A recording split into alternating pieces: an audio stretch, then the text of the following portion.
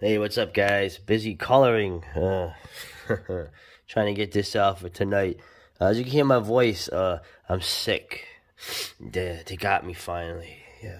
Actually, no, it's not. It's not the Rona. It's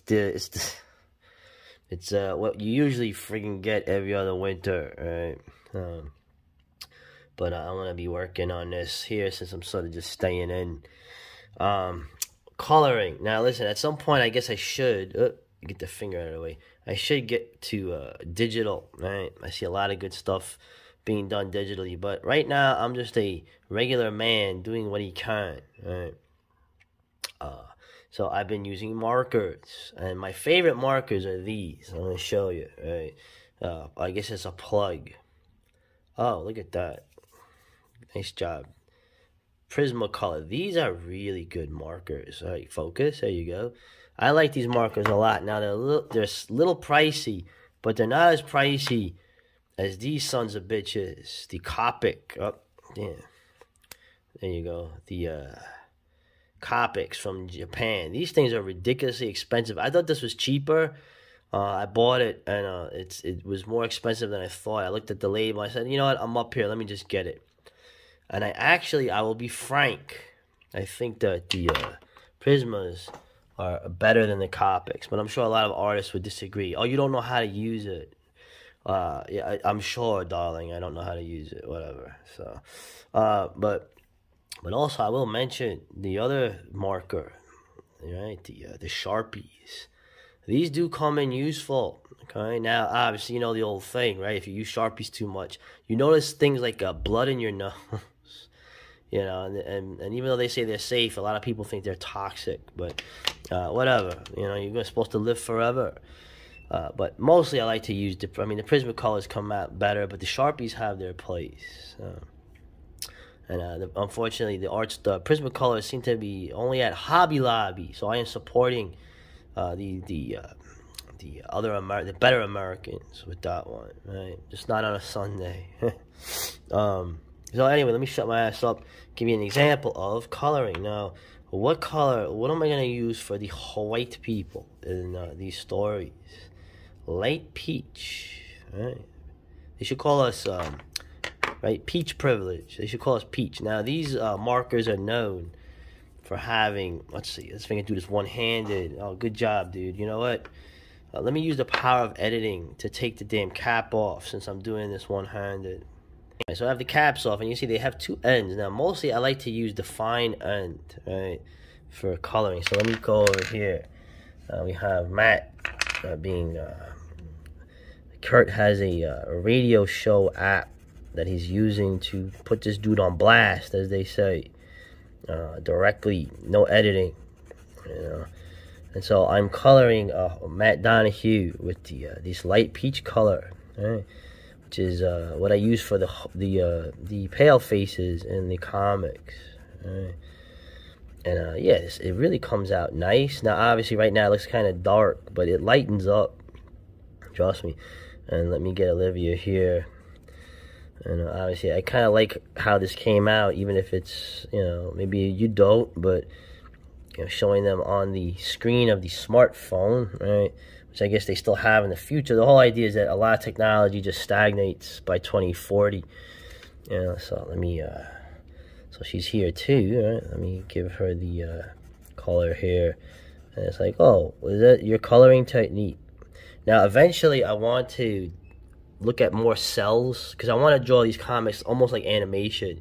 So, yeah, cell shading. You would have some kind of shading with markers done. It's a whole other school of thing. Right now I'm not doing that, but one thing I'm going to try to not do as much anymore is I use a lot of cross hatching and stuff like that, but I think maybe I was doing too much of it in the stuff I've been looking at. I've been looking over my art, so it's probably going to be better to do less cross hatching and more of the shading with the markers, which is essentially to shade stuff you need a very similar color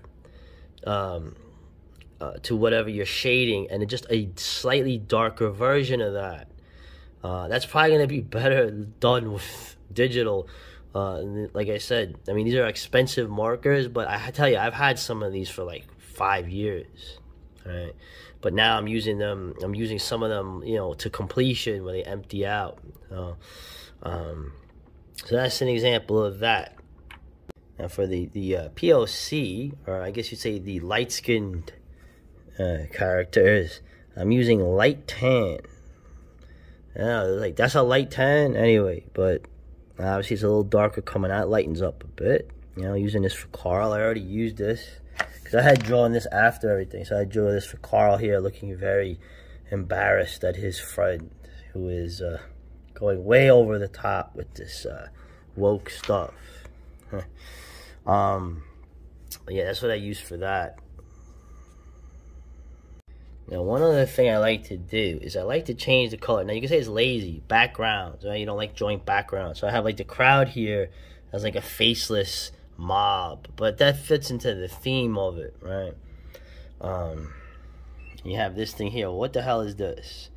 Well, I like to draw backgrounds, but there's some panels where I like to leave it just all white. I'm not doing that with this because it's inside a club, but I like to do that to save time, right? Also, I don't have assistants making backgrounds for me like a lot of manga artists, but I'm also not cheating with like 3D models or anything. But the whole idea is you need to give, it's kind of, how can I describe it? Like with tattoos, right? You see people with crazy sleeve tattoos, and they, you know, unless you're a Japanese gangster, you look ridiculous. Okay? The whole idea is that the contrast between your flesh and the tattoo, in my opinion, is what gives it, it gives it space to be seen, right? So you're sort of doing that here. If I cluttered this up, now a lot of it has to do with the composition, but you know, we're dealing with this stuff, and that's why sometimes I'll just do a flat background of some kind of color. Okay, and this is called a surrealist too. The backgrounds keep changing. It's just the nature of the comic. It's like, you know, it's a lo-fi comic in the end, but you know, anyway. All right, now here's an example real quick of what I mean, where I sort of fill the backgrounds here, where I just throw a color in that. It seems like a cheat, but how much background are you going to get into this? Now, I'm trying to eventually, it's a very dialogue-heavy comic, I'm trying to open it up more after all the setup is here. I'm trying to set up who is what, who are the characters, what are their, you know, what is the whole situation they're in. This is a complex situation. It's a complex world that they're living in. You know, the theme of the Peacock is there's a lot of like subterfuge and people hiding things, masking themselves, literally hiding the truth behind things because of the world they live in. Right. And the one guy who keeps spouting out the truth of things just break, you know, is causing a lot of problems. Almost for the sake of causing problems, because he doesn't give a rat's ass anymore. But you can see here, this is what I like, you know, sometimes this is as effective with the minimalist thing, in my opinion. If you're doing a different kind of art that's not manga, then maybe that wouldn't work as well. But that's just, you know, how it is. Just to sum it up, and you know, coloring used to be a very important skill, and with digitally, of course, it's made much better. But you know, it's more than just like, I don't know, a coloring book technique, but it's not too far removed from that. So, like I said, my goal in the future is to learn how to shade this stuff with the markers, like you see in cell animation, especially from the old 80s Japanese stuff, and that really is the what I want to work for. But you know what, I gotta get these things out. So all right, that's coloring. Later.